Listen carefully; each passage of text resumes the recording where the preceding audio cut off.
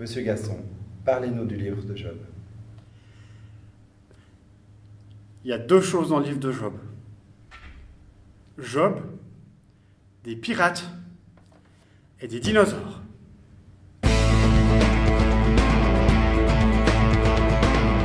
L'épître de saint Paul aux Romains est un véritable condensé de la vie chrétienne.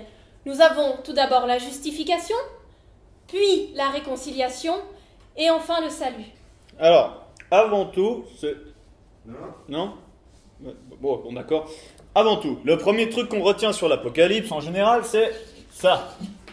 666, le chiffre de la bête, Iron Maiden, je vous fais pas un plan. Des dinosaures. Et des pirates. Et Job. Premièrement, on va parler un peu de l'auteur. L'auteur, on parle de qui en général? On parle de Jean, mais on ne sait pas de quel Jean il s'agit. On l'attribue en général à l'école johannique. L'école johannique, ça ne veut pas dire grand-chose. En l'occurrence, ça ne peut pas s'attribuer à lui car ce serait beaucoup trop tardif. En l'occurrence, on parle ici d'un Jean de Patmos. C'est un texte que nous pouvons prêcher très régulièrement. Mon pasteur, Pierre-Emmanuel, le fait presque chaque mois. Ce qui est extrêmement intéressant avec le livre de Job, c'est que quand on regarde la description des dinosaures qu'il y a, pas des dinosaures, des monstres, hein, du Léviathan ou du bestial, ce qui est vraiment intéressant, c'est qu'ils le décrivent avec des côtes en fer, des tubes en bronze, un corps cylindrique. Il y a plein d'écrits apocryphes. L'Apocalypse, c'est pas que chrétien, on a des apocalypses juives. Dans Daniel, et puis on compte Daniel, il y a Ézéchiel aussi, la fin d'Ézéchiel, et puis aussi une petite apocalypse en Ésaïe. Ça, c'est pour les apocalypses bibliques en plus de l'apocalypse de Jean. Pierre-Emmanuel. Oui, tu as un problème? C'est un nom très bien. Ouais. Et au moins moi, j'ai un pasteur. Dans ta gueule. Des écrits apocalyptiques dans les écrits deutérocanoniques. Par exemple, un Baruch, l'Apocalypse d'Abraham, notamment aussi, et le 4e Esdras. De la fumée qui s'échappe des naseaux, une gueule pleine de charbon rougeoyant, et on peut en faire un véritable dessin. Moi, j'ai une moto.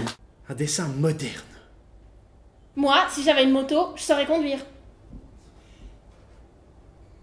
Mais non, au niveau du contexte historique, je vous ai parlé de 666 avant, ça parle de qui? C'est une référence en général, on parle de Néron. Mais il se trouve que le contexte de Néron ne correspond pas du tout à ceci. Il faudrait plutôt les placer sous Domitien, l'Apocalypse, non sous Néron. Ce serait une erreur historique. Nous pouvons ainsi parler de notre relation profonde avec Jésus-Christ et du lien qui nous unit ainsi à Dieu. Pour ensuite s'acculturer, et là, il y a un problème. Et voilà pourquoi on a l'Apocalypse.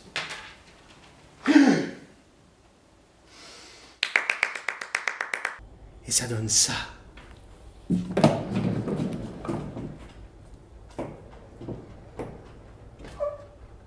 Une locomotive. Ah, c'était chouette cette présentation. Mais il fait un peu chaud, hein, quand même, dans l'auditoire.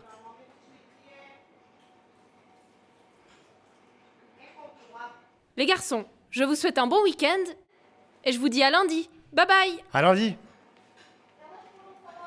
Elle a un tatouage. Ouais, elle a un tatouage. Elle a un tatouage? Quoi, tu l'avais jamais vu? Faut ouvrir les yeux, mec. Tu crois qu'elle en a d'autres? Mais... Et ils sont super bien placés.